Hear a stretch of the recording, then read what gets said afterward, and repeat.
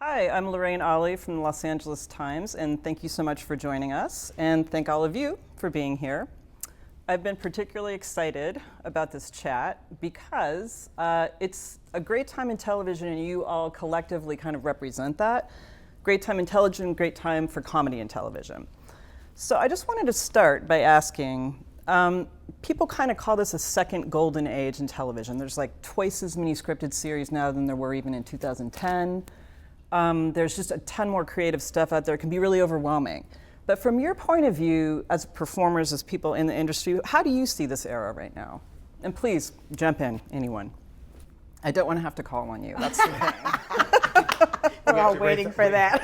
As long as you raise your hand, I'm good with that. It's great. It's a great time to be a fan as well as to be an actor in it. I mean, there probably was a time when television actors weren't watching that much television, in the 70s or the early 80s. But now I can't keep up with the things I want to see, the things that these people are in. I mean, and that's amazing. So there's no shame anymore about what television used to be. There was like half a dozen good shows and a lot of crap, and now it's like it seems like the ratio is. It used to be second best for some reason. Yeah, and I've always loved doing it because I love the day to day. Like when you're on I always say films feel like camp, but television feels like high school. You create deeper relationships. Like I like knowing the crew just from the day to day of mine. But I also think maybe audiences are wanting more intimacy because we're all connected now through social media. There's so much, so much about people, and you want a little bit more. So when someone's on your television, it's a more intimate medium than going to a movie theater and seeing a big movie star that there's such a distance. So maybe people just like that intimacy, but it's allowed really, really good people to be attracted to writing television series, which means just we get a better shows to choose from. And also there's because there's so many, you can actually know your audience individually. There's some shows that, because there's so much, like he was saying, that you can't watch everything, that the people that get locked into one show, they're actually a unique community of people. And like every show has its own little community of people. Not everybody's watching the same one show anymore. And everybody here is in a show that is maybe 10 episodes, 8 episodes, 12 episodes. We're no longer having to do the 22 episode slog, which of course was going to take away from quality. So we're all getting a chance to focus on something, and the quality is much better. Yeah, especially comedy. I mean, television is such a great place to be, and because there's 500 plus shows on the air, there's so many opportunities to make content, to be in different content. On the other hand, there's this struggle to get a large enough audience sometimes. So I think that's the flip side, is creatively it's amazing, and then on the business side, you really have to stand out. Right. You seem to be doing okay this week. You're fine. Yeah. No, there's something going on there. And also, it's not This just week's television. all right. People are watching it everywhere. It's not like it's hard to sort of even think of it as television as it used to be. Like I watch the entire, all of the Soprano episodes on set of Glow on my phone. You couldn't do that before. So there's all these different ways to watch things. It's not limited to one. It's not television. I don't know what it is, but it's everywhere. Netflix is in 190 countries. That's crazy. I mean, that is insane. So it's like a whole new world. It's global. It's exactly what you're saying. It's not just us watching. I mean, I remember I loved Miami Vice and The Cosby Show and Roseanne and all of those great shows. I used to rush home to see it, and now we have all these. You can take your time. Now you can take your time. Exactly. Well, also now you have a favorite show and you tell somebody what it is and they're like, I don't know what that is. Exactly. It's the best show ever. Where do you watch it? I don't know what it's called. There's a pressure for them to watch it. It's like, oh my God, I haven't seen that. I've got to put that on the list. Yeah. It's like there's a list of things you need to see. Yeah, and it is true. You don't even know where you're watching things. You just type in the name and it plays. Yeah. Right. Somewhere. Yeah. Hulu, somewhere of One of outer them. space. I think that gets to what you were saying about the intimacy of, knowing the characters, because if there's something about they're on my phone. My friends are on my phone too. I talk to them on my phone. I see my favorite characters on there. And when I was thinking about, possibly with the exception of you, the characters that you all play, they're not, how do I say this? They're not outright warm, fuzzy, likable characters. How dare you? I'm like, thank you. Way to go. I like to think of myself as fuzzy. At least fuzzy. So, I mean, for instance, there's a self-centeredness to Will, to Eleanor. You are, you know, murder people. So yes, yeah, you murder so people. I think I got it. I think I take the cake pretty much. You're an aspiring actor that murders people. Yeah, he right. murders people. But I think that actually speaks to the sophistication of the audience that's grown over the years. There was a time when a network executive would say they're not likable enough. Yep. We have to love Yeah, them. actually, it's the opposite now. Where you go to like HBO, we went in to pitch the show. Alec Berg and I did, and it was like, no, I'm gonna be a hitman who wants to be an actor, but it's gonna be taken it's very grounded. The violence is very real. And they were the ones that said, and he takes an acting class so he can get in touch with his emotions. Oh, that's great. And we were like, yes, you're right. That's what we thought, you know? Like they're telling you that, where they're like, oh, that's great. We dig that. Like, you should go do that. We don't want a thing that's safe because there's so much of it now, you know? I also remember, for some reason I said this when I was a kid, but it kind of maybe this might speak to my character in a bad way, but I said nice isn't funny, you know? So if your character's too nice, unless they're a doormat, it's really not that funny. Right. There's nothing funny about perfection, for sure. And then, I think people desire the archetypes that you used to have when there were only 5 movies out a year, and it was really just like playing with Barbie and Ken. People want the complexity of characters, and they also want to see, you know, or have some sort of catharsis where you can sort of picture yourself on the screen. And we are messy and complex and have, you know, bad character defects. And so when you see that represented, it just makes the whole thing more interesting and more nuanced and also more unpredictable. Someone came up to me and said, about Sam Sylvia from Glow, and someone said to me, like, everyone knew that asshole. You know, and I'm like, thank you. Yeah, it's a very familiar asshole. It's universal. It's a type, yeah. I mean, for people who might not know, how would you describe him? He's a guy that doesn't know he's washed up, and he's got a little bit of a cocaine problem, and he thinks he's on top of stuff, and he's running the show. And I would say he's not mildly sexist, but also he's incredibly vulnerable to one or two people. So. Right. And whose dad wasn't that guy? There'll be a therapy session after that. Or this is actually a thing for you, Mark. We've met here today to talk to you about your character. Thank God. I'm going to get him on the phone. This guy's got a podcast and a show on IMC. Pretty much all our dads weren't that guy. I know, exactly. I'm like, I don't know. If my dad wasn't that guy, I wouldn't be here. So. But also, I think in One Day at a Time, you know, what you were saying about imperfections, the idea that, and this is also with Roseanne, the idea of a family struggling, working class. It sounds, of course, that exists in the United States, and it's gotten, I would argue, worse. Yes. But you don't often see it on TV. You know, and it's only now I feel like we're starting to see that more and more. Roseanne was really on the front end of that. But I mean, it speaks to so much now, and your character does as well. It went away. The middle class hero went away, and started to everybody. It was very slick, and then everything started to be very slick. And I kind of understand that because you want to escape, but there's still these stories are so relatable, and representation matters. I cannot say that enough. I say it over and over again. We have a show that is basically it's relatable, but we're just telling it through a Latino lens. And we're showing everybody that we're more alike than we are different, you know? So we're going through the same things. And we everyday things, we take them and they're funny, they're heartbreaking. We're just telling American stories. Right. Yeah. Right. I love there was one scene when I think you were all at a softball game. Yeah, and Rita we Moreno. took out the Cuban oh my flag. God, you worked. Yeah. But just unpacking the food, and none of the food is in the container that it should be in. Right. I grew up like that. I don't know if anybody else grew up like that. I have immigrant dad, same thing. Yeah. I mean, it's just right. So that was great. But just also with Roseanne coming back at this time, it's Will and Grace as well for different reasons. But it's like these shows are from 20 years ago they worked, and the characters coming back are. You've had to change it up, but the characters are kind of struggling with the new times as well. So I don't know if you could speak a little bit about coming back now. Well, I think that's what makes it is that at first there was a fear of like, oh, are we just going to try to be the same thing and we can't be because we're older? Oh, wait, we're older. Maybe that's the key. Maybe tapping into the fact that they've been alive for 10 years in this country and they're living in this nightmare right now.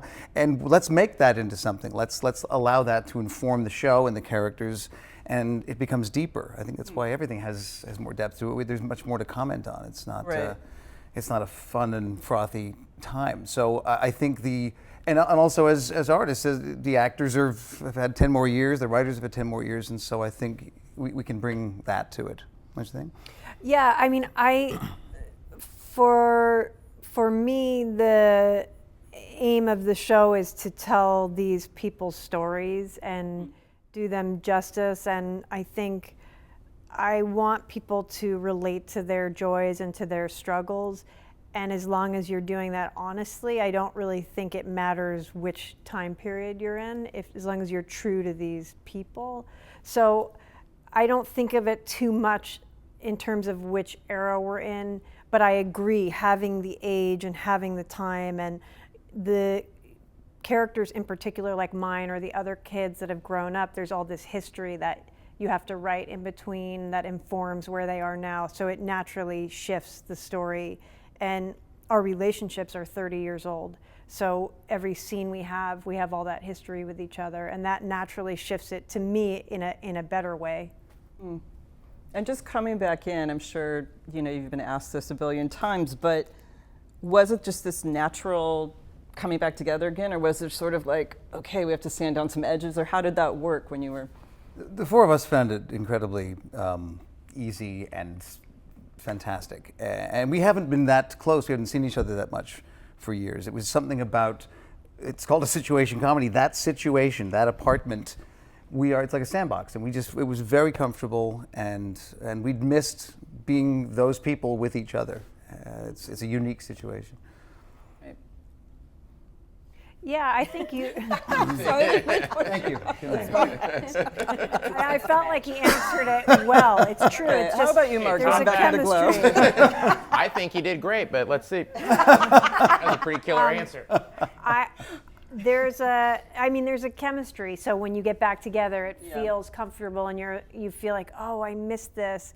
I'm very critical of myself and a perfectionist, so I'll go, oh, was that first episode good enough? Okay, did I get, I just overanalyze and think like, which episode did I feel in my flow? But that's just my own insanity. But as a group, yes, I think it felt very comfortable right away from the first table read. Mm. And so, you were talking about representation, and I think it's one of the things that's been great about television opening up the way it has and having a billion different platforms and having so much more programming is there are roles for women, for people of color, for gay, gender fluid, whatever it is. It just opened up in a way that it hasn't been before. And I had read something that you had said about working on Glow that was interesting because you're surrounded by women. There's the creator. That's not the best way to phrase it. It wasn't underwater with. with Okay, let me put it. They're just all over the Drowning. place. Everywhere I turn, there's a woman. I open up my door and it's Beatles. It's 1960s. Just unbelievable. Yeah. That's what I meant. Oh, I wasn't talking about that. I was talking about that I'm hot. Yeah. What about it? What about them? But it's it would seem to me that it would be such a switch from maybe what it would have been on set 15 years ago when guys were running the show, when it was most, and women didn't have particularly lead roles. I don't have any experience of that. I've never been around this many women in my life, and I say that in a nice way. It was the entire set and people behind the camera, the showrunners. To me, I was just happy that I'm playing a part where I can watch them all, because they have to learn to wrestle and they're going through this stuff. Like, it's insane. There were times where Alison Brie and Betty Gilpin would wrestle, and I'd have to watch them from and it was like watching theater. Like, I'd get choked up. It was sort of amazing to be outside, to be like one of the only men on in the cast, because they're all sort of becoming this team and they're becoming close on and off screen and they're learning how to wrestle and stuff. And I'm just, I get a feeling of, it's not. I'm happy for him, but to me it was a real experience in just being I just never been around that many women, and it's had a positive effect on me. Right, is right. what I'm trying to say. Yeah, but I mean, Kristen, for you, doing lots of film, lots of television, have you noticed the change in terms of not just the roles that are available, but the premise of shows, just in terms of having more things for women to do on all different levels, behind the camera, in front of the camera? Yeah, it's an interesting conversation because you say like, oh, it's just the girlfriend role, and then like sometimes people react like, that's such a tired conversation, and you're like, yeah, because nothing has ever happened and it hasn't been fixed. But I feel like over the last 5 years, at least from my perspective, I've been reading roles that were better, seeing shows and movies that have a ton more female representation and just diversity. And on our show in particular, Mike Schur, our creator, when he wanted to create this sort of microcosm of heaven, he looked at, because he's like a crazy genius, the numbers of ethnicities in the world and wanted to represent this many Pacific Island, or this many African American, this many, you know what I mean? Even our extras are like incredibly diverse, and there's only a handful of Caucasian people on our show because that's not representative of the diversity of the world, and that world goes into heaven on our show. So yeah, I have noticed a lot, and it's interesting because my husband had read a pilot this year that he wanted to do, and he had finished reading it, and he thought, well, I know now, because the female was a lead. He's like, I know now what I'm there to support her. I am the girlfriend in this pilot, and I need to give it a little more oomph if I want to do it. And I had never heard him say that before, and I was like, oh, that's because females are getting more opportunity. There are more female showrunners, there are more female directors, there are more female leads, and they're all sort of taking charge, and they're writing the complexities of our side of it, like represent. And we're not going to do away with you guys. It's not that we want you gone. We just, If you could leave now, like a 50-50 thing would be totally cool. You need us to create more girls. Yes. In 2 years, I'll be ready to go. So just Okay. Yeah, but no, I do. I feel like there are a lot more opportunities with things I read. I mean, if you guys feel that way, but it's definitely more equal. Well, that's the weird thing about Glow is that, like, this guy, my character is like just a sexist douchebag sometimes. And he's just among that many women. There's no way for him to not be just this like impotent force. So like the irony of the thing that's funny about it is that guy thinks he has some sort of handle on everything, and there's just no way really. Right. And in this season, the new season we just finished, I mean, there is a change in power a little bit. That's all I can say. Ah, okay, all right. But I think it's also. Well, okay, let me just switch gears for a second. So, both of you, if I'm not mistaken, have done stand-up, correct? I have not done stand-up. You haven't, okay. I have. All right. I did it yesterday. Okay, so Yeah. I would say you come, but I saw you when you saw each other off camera here. The first thing you did was flip him the bird, and then you came over and you hugged him. I started with the bird. I did Okay, the all bird. right. The bird first, and then I thought about gave it too. back, I thought, well, yeah. Bill's really one of the nice ones. Why am I going to do that? Yeah, I'm But I like couldn't the stop nice my finger. comedy guy Couldn't that stop. they can pick on. Yeah. I would say you came from a world that was more like, well, SNL, but more sort of traditional comedy. I don't know what to call it, like stand-up. But how has that sort of informed like what you're doing now when you're playing a character and you have to have a continuation on that character? In other words, it's not a skit on SNL, it's not stand-up, it's not a podcast. Yeah. So I don't know. How are you? Does that help inform it, or is there any connection at all? I mean, yeah. I mean, for the Barry character in the show, I mean, it was more, you're just telling a story and kind of like, I mean, you kind of do it in some way where you go, well, you talk about heightening and a thing has to kind of heighten it has to go someplace, I guess maybe, but not really. I mean, I kind of just come up with, Alec Berg and we just kind of came up with a story and then decided how to do it, and then I was like, well, I guess I should play Barry, huh? That is a crazy And he was like, yeah, you should play Barry, and I was like, all right. How'd you guys come up? I mean, the premise of it is crazy. If you could sort of just explain, because it is such a left to field idea, and it's great. Well, it came from my time at SNL because I had really bad anxiety on Saturday Night Live, and I was telling Alec Berg about this, and I said, you know, it's this weird thing where I can kind of do voices and impressions and things, but I don't like being in front of an audience. I get very nervous in front of an audience, and I was having massive panic attacks and having bad anxiety, and I was like, yeah, so maybe a show. You know, it's kind of like we were talking about. It's like finding like what is that universal emotion and letting that drive a show, and you can kind of hang whatever you want on it. But if it's like, you know, yeah, the thing you want to do, the thing you're good at and kind of maybe born to do or whatever, is destroying you. And it was like, so, and then it was like, well, conversely, what if the thing you really wanted to do and put all your heart and soul into, you were terrible at? And so we said, oh, if it was a hitman, let's give it stakes. So life and death. Okay, what if a hitman wanted to be an actor?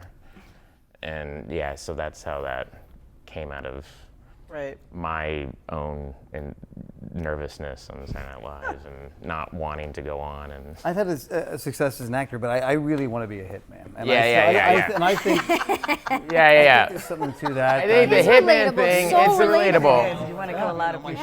Well, they said, do you want to do a show about seeing a sketch? And I was like, no, I don't want to do that. That, you know, that could get boring. I wanted to see something where you were like, oh, Jesus, what's going to happen next? So that's kind of where we came up with it. Those scenes in the acting classes are they're hysterical and they're so painful. They're so abusive. Henry Winkler is so abusive. We saw a guy do that where a guy, we watched this guy in an acting class. He started yelling at this actress and he just broke her down and she started crying. And then she did the scene, and then afterwards she was so thankful. She went, "Thank you so much. Oh my God, thank you." And I was like, I've been in like a lot of movies and TV. No one's ever done that to me.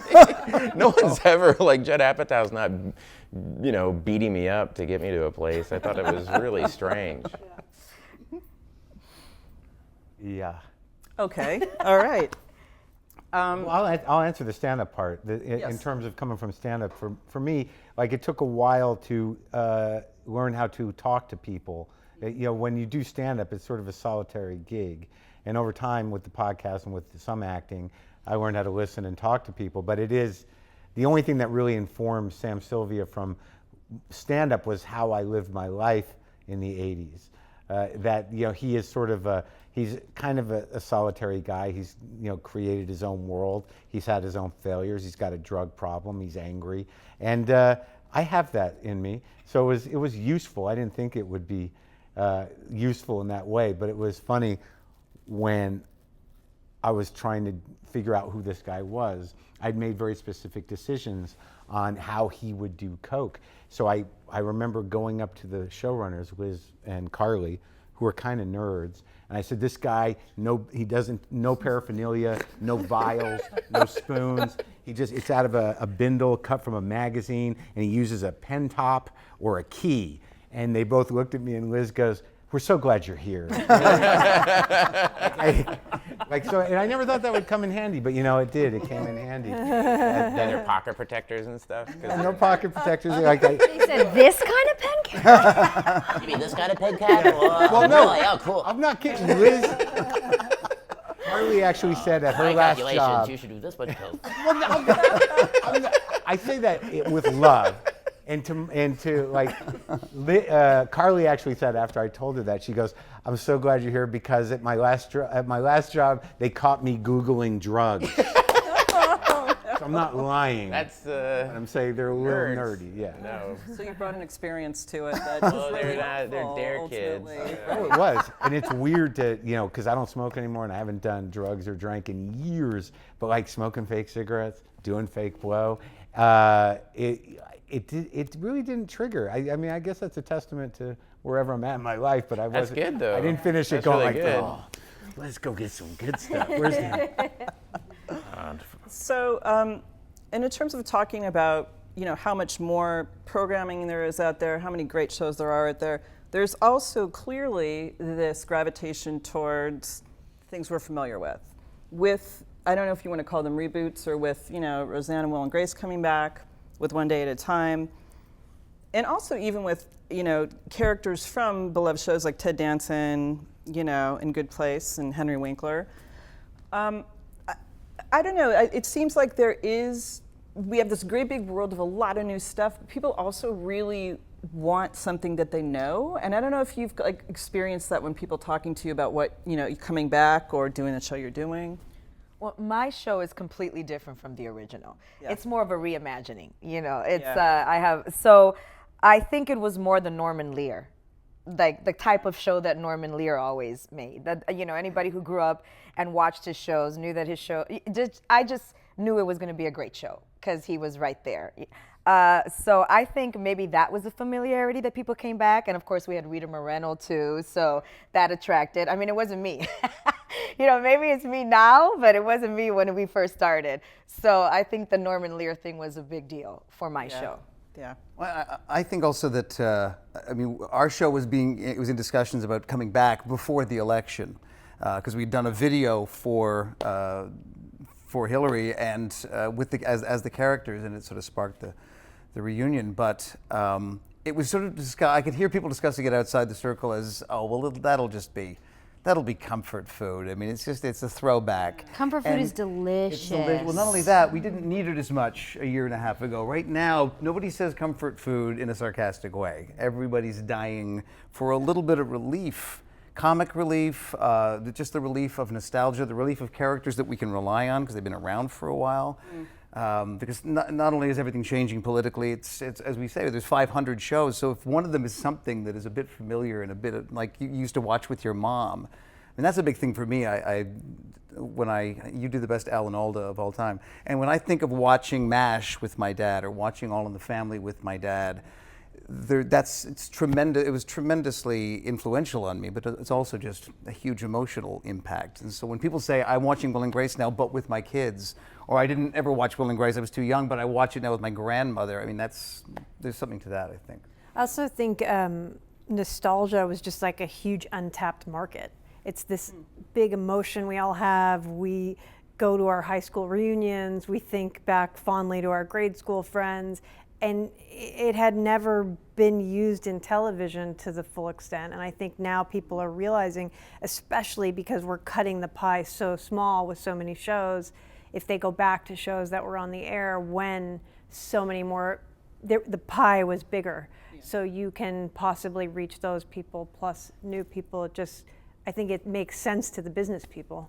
Right. I think also familiarity draws you in. And now, since there is so much to watch and there's so much, it's such a big world and there's such a big market, and there's just you can't grab people anymore with beautiful, attractive people, because now like every beautiful and attractive person is on television. So they got us. They got No, yeah, that's but what I was saying. but I mean, you can't just create a show me and with Henry like, Winkler headlining the thing. like, It's like, good I dog mean the food. and- familiarity. I mean the familiarity. Like you can't just put a bunch of, a big gorgeous thing on the screen. You have to have something more than that. You have to have something that actually draws people in, and the familiarity, like it grabs people. The 80s is crazy because we're in the 80s. Yeah, right. Like I remember the 80s because I was in my 20s. So to be around, like I wasn't living that life, but to be around those haircuts and those outfits and all the extras dressed in those horrible pastels, I don't even It feels good to watch it. It feels good because they're really doing it. They're not doing it campy. They're doing it real. Yeah. But being in the time machine and being in it, there's moments where I'm like, what was anyone thinking? Yeah. Look how we look. This is ridiculous. That's what we're gonna feel like about Yeah, that's what my today's kids are outfits gonna, yeah, in be 20 like, years. I watched this Emmy's roundtable with you, and you're wearing jeans and a sweater like a jerk. I just dropped you off at the free. You just relax. What's up with your hair? No, but the nostalgia piece, that's really interesting too, because I was going to bring that up. Era, 80s, look at Stranger Things, look at all these things. It's just even throwing back to an era is sort of... I think it was like it was a comforting time for a lot of people. It was a time where people didn't ask a lot of questions. Everybody seemed to be, having fun and making money and dancing and doing their hair for hours. I mean, It's also who's making the shows, though. It's for them, because in the 80s, remember, everything was about the 50s. Right. Now in the 70s. Well, I remember watching Wonder Years as a kid. So for my parents, it was probably, or Happy Days, but for my parents, it was probably nostalgic. And for me, it's tapped on this other thing, like what was that time about? Oh, I want to know about that time. Right. And in the case of those shows, particularly that 50s boom in the 70s during Watergate, it was a throwback to a simpler time. Yeah, simpler time. And this It's is what always this seems that. like. Yeah. Some of our shows feel like a simpler time. I was showing my kids Back to the Future, and when it goes into the 50s, I was like, that was your grandfather's, comfort food. And then when it's present day, I'm like, well, this is my comfort food. You know what I mean? It was like the two levels of it. Did you show them Fonzie? Yeah, they did. Oh, good. And I go, that's Henry at work. And they were like, wow, so he was cool. And I go, he was the coolest guy in the world. He was literally the coolest. He did Fonzie once to me in Alec Berg. He was just telling a story, and he just went into the voice. And he's like, I told these people, I was like, hey, pot like the Red Sea. That's what he said to a bunch of fans. And I mean, it was like, I got chills, and it was like if, for a split second, he was like Mickey Mouse or something. You were just like, you're television. Like, that's when I was a kid, that's what television was him in a jukebox. And I used to pray and ask God to God bless Chachi, God bless Fonzie. I swear to God, I'd be like, God bless Chachi, God bless Fonzie. I was like 4 Henry years old. Winkler, he heard that. He's the nicest guy in the world. He's like, no, I know. He probably would tell you. You're still praying for Chachi, right? Let's just pray for Chachi. In a different way, in a different way. God bless him, please. Fonzie's doing great. Chachi, Yeah. jury's out.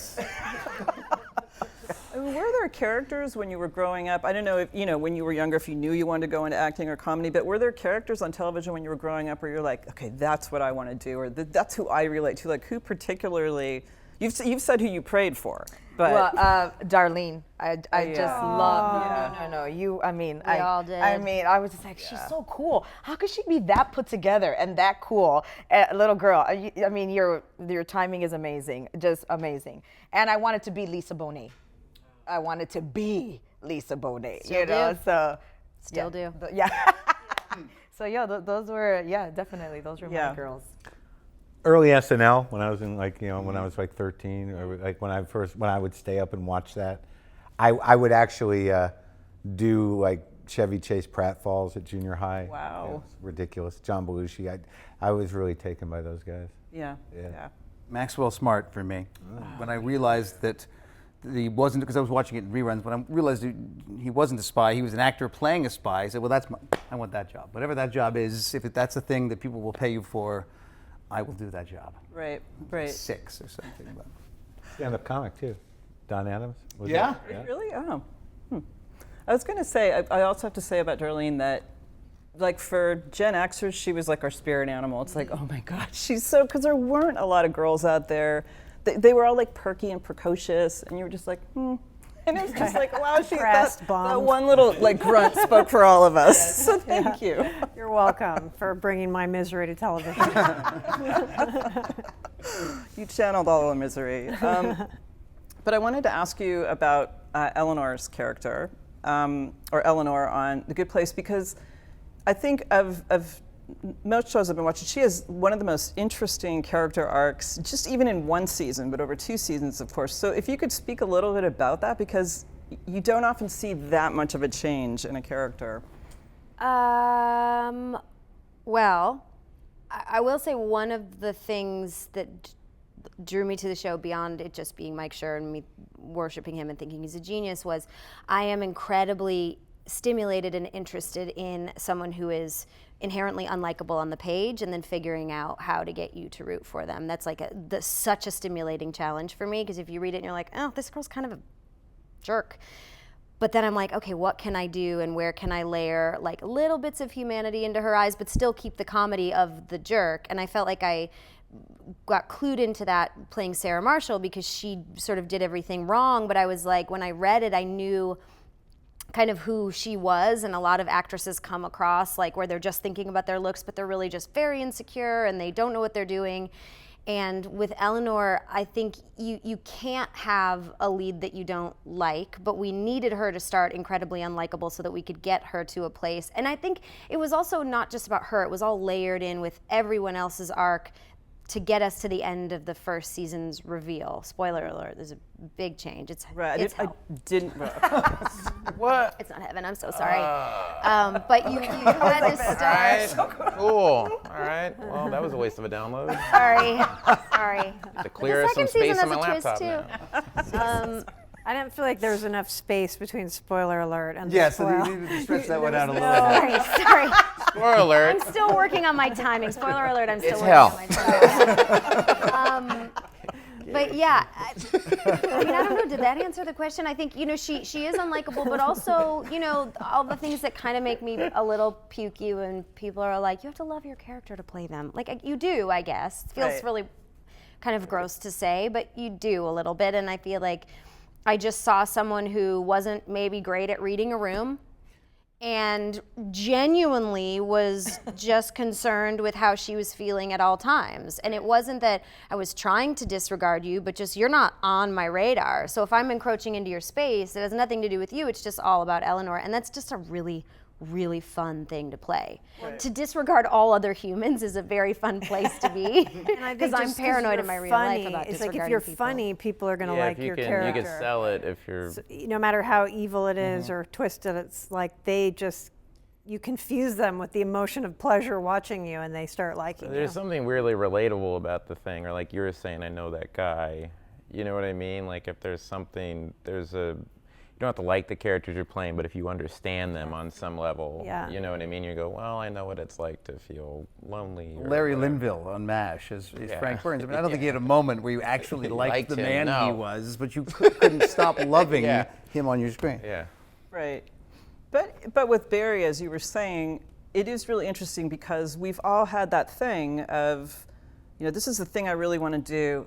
I'm not really good at it. And then all of a sudden you discover this other thing. And I don't know, I think he does that so well in terms of, or you do that so well as him, just in terms of being really uncomfortable with the idea and then just feeling like, oh no matter what, I've got to try and make this work. Yeah, he just knows on some level that it was interesting to do a thing, like it's weird when you go in to pitch a comedy and you're talking about the movie Unforgiven and and you're saying like, remember like in Unforgiven, like Clint Eastwood killed a bunch of people and they're kind of rotting his soul? Be like if Clint Eastwood met the people from Waiting for Guffman and those people gave him a reason to live, what if that kind of thing and the blank stares. But yeah, it's like the idea of he kind of on some level knows that he's, that it's destroying him, like his ability to kill people and his ability to know exactly what to do is kind of,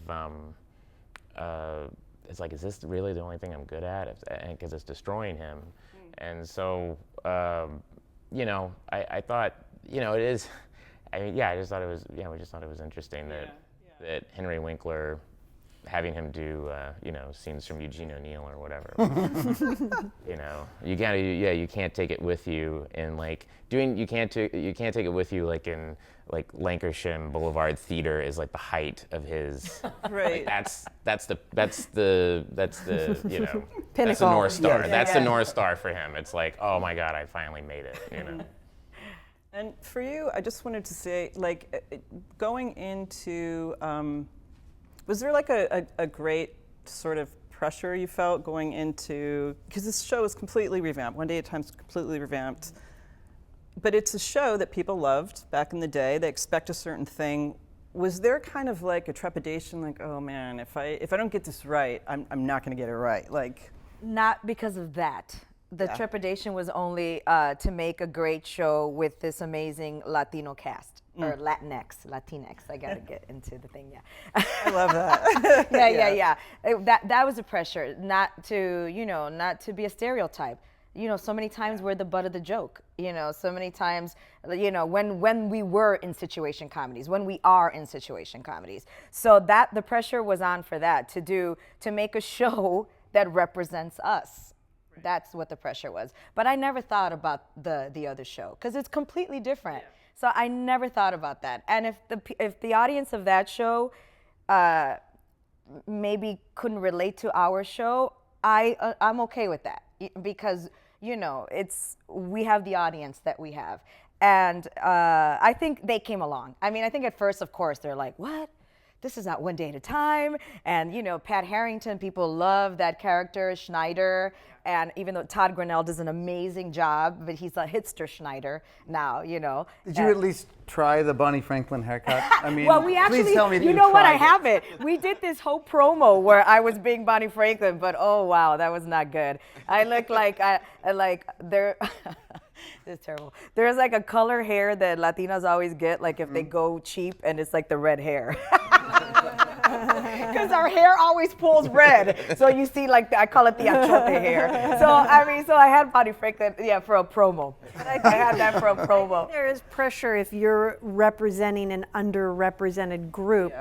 That networks and all the people who make the decisions are going to decide if they can do it again or how, Yeah.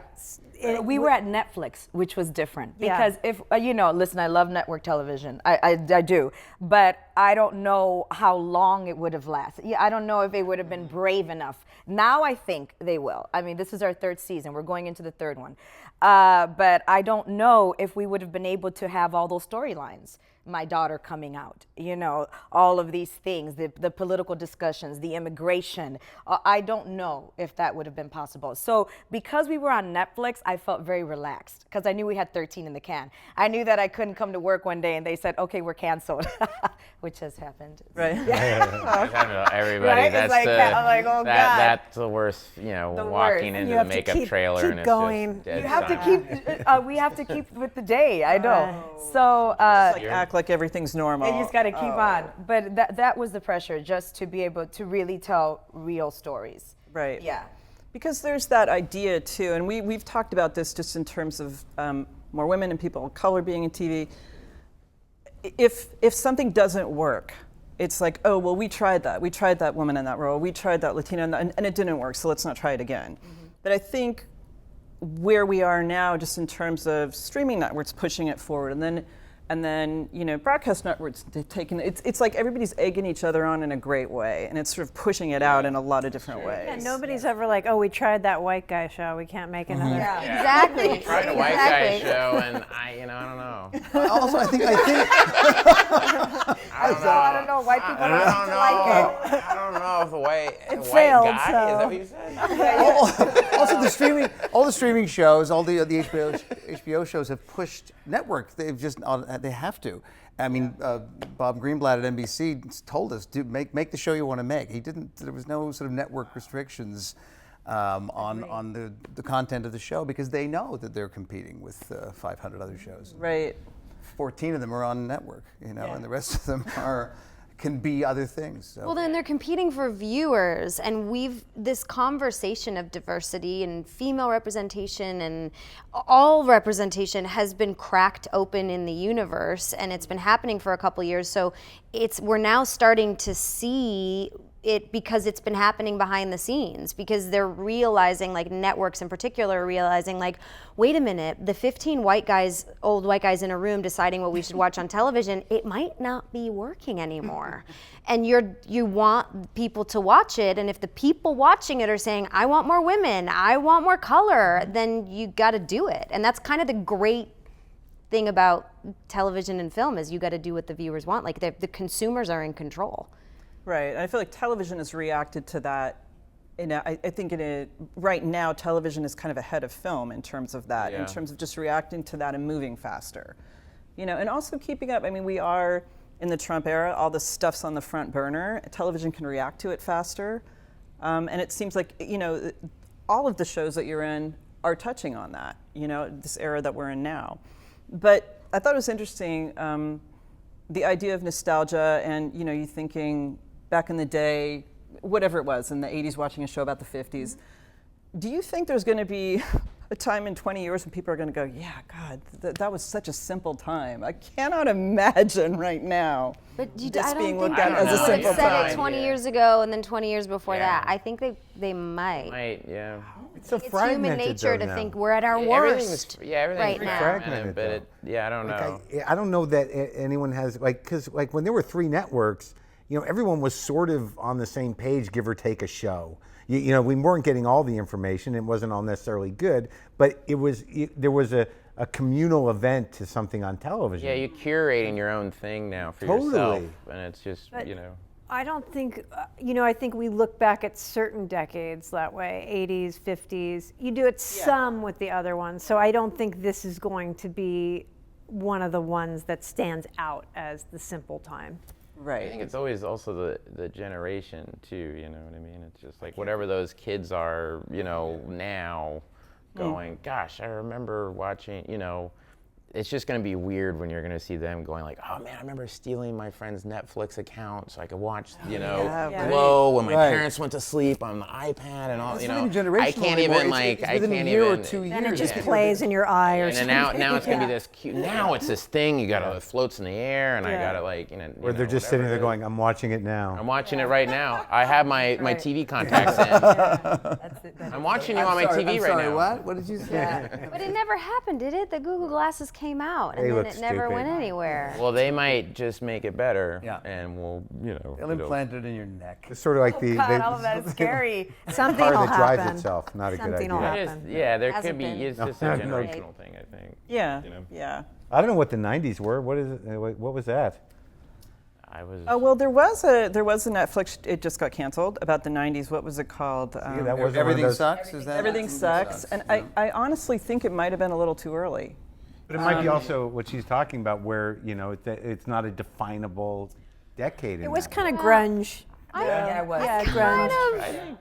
Grunge goth. Dominated the music was 90s. great. It was pretty definable for me. I feel like the I just 90s think it's was those a people hot making spot that. for me. Really? Yeah. The 60s yeah, and less 70s than had the things. 80s. That 60s and 70s show did had so it. well, but the 80s show did not do so well because it was. But maybe if it came out now. That 80s show was too early. Yeah. Now, of course, Stranger Things is all 80s, but I mean, it was too early. Perhaps. You have to forget about it first before you can gotta want to be reminded was of great. it. Forget Yeah. that it's Yes, right. warm, Exactly. the warm blanket. You have to forget about that your little cozy Linus Yeah. blanket and Right. find it with Stranger Things.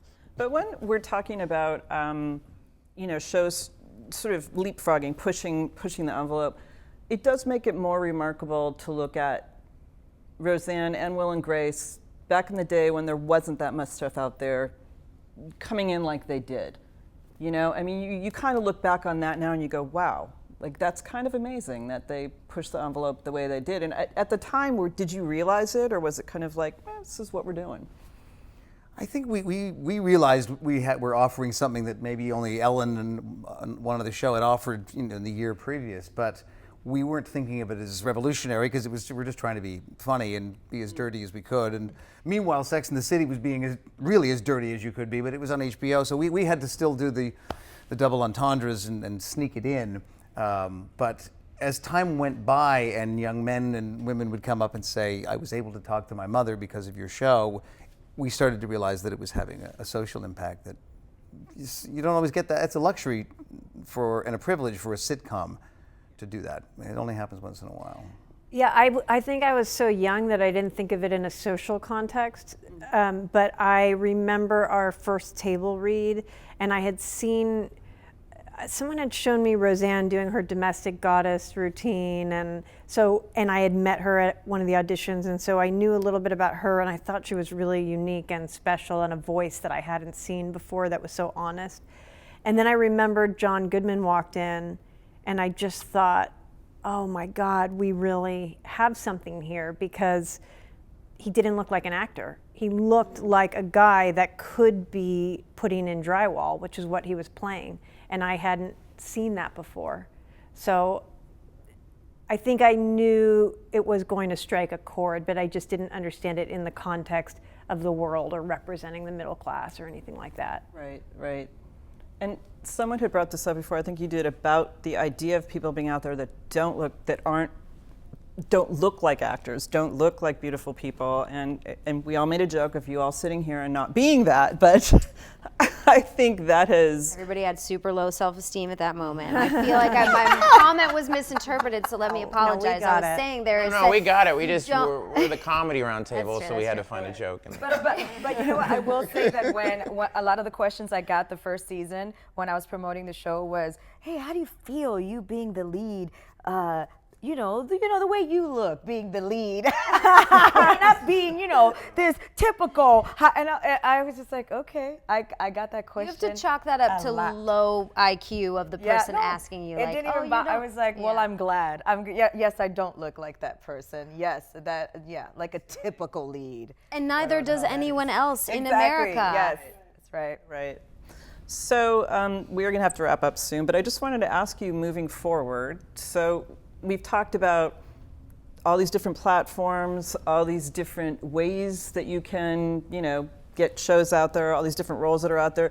Is there something in particular that you want to move forward? And, I want to tackle, I don't know, I want to do a podcast. I want to do is there anything out there you're just like, okay, I want to tackle that new thing? I know you all have shows that are like at the top of their game right now, but. I've been playing music lately. Really? Wow. Yeah, so that has nothing to do with television, but I'm about done, and that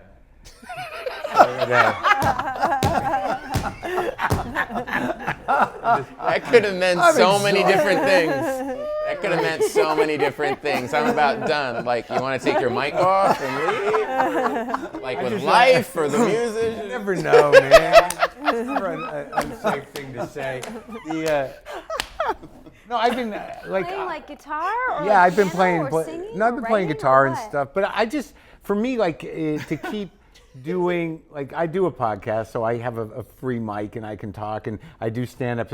Just to sort of keep, in the present and keep doing things that are exciting creatively. But yeah, I've been playing guitar with people. And I'm like, because it was something I always wanted to do, but never had the confidence to do, in a band or whatever. But I've been playing my whole life, and now I'm like, but I can't be that guy. The world doesn't need a 52-year-old comic going like, I'm gonna start a band. It's time. But You never know. Yeah. You might get an 8.3 on Pitchfork. Maybe I'm not done. Best new music on Pitchfork, man. Maybe you just started. I mean, Oh boy. are you doing it on the podcast?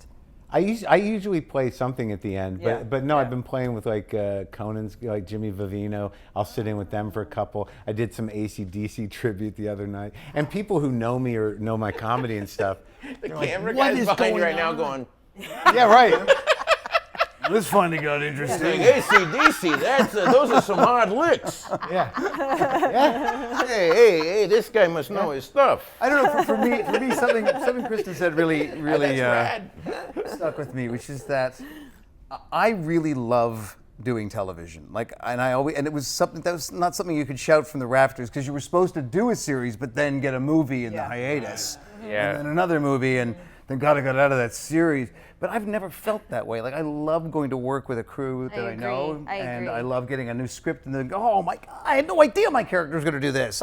No one told me. And you live with the character for so long. And the surprise, and people will say, you're a producer on something, they assume you know, and it's like, sometimes I don't even want to know. Just you produce it over there and just tell me, because I love being part of an ongoing story with a family of people, and so I'm so excited that there's so much more television and so many ways that we can all go out and create an 8-series show, and maybe we move on from that. But we don't have to go and do a superhero movie to prove that we're something. We can be in television and be okay. I actually am doing a superhero movie next. It's so weird you said that. Can I get in it? Is there a part for me in it? Yes. I'll wear a cape, I'll have a lasso, whatever you need. No, I mean, I love producing. That's fun for me. Keep trying to make stuff and maybe direct and keep acting. I think it's all fun. I'd like to produce, kind of dabbling in that, and keep acting. I don't think about directing, because I think I'd be like, I'd want everybody to do it like me. I don't think that's the greatest director, no, do this, don't do that. So I think I'd be too much of a control freak, but definitely I would love to produce. Yeah. I like directing. I directed the show Barry or some of the episodes in that. You're a great director. Oh, thank you. That's very nice of you to say. For real. Thank you. Aren't you writing as well? Yeah, I write it and Wow. and produce it and everything. Wow. But So yeah, doing that's fun. And I have another show, documentary now, that we do on IFC, and that's fun too.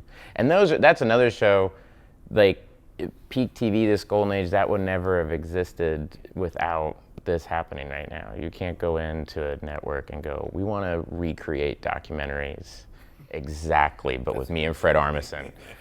There's no way. It's like, and it's going to be super expensive, and 4 people are going to watch it.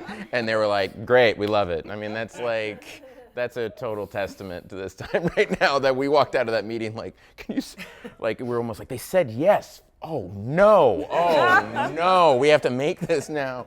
No, we have to do no, it. This is bad. Now we have to do it. Oh, why did we pitch that? Yeah. Well, thank you so much for sitting down with me, talking to me. This has been great.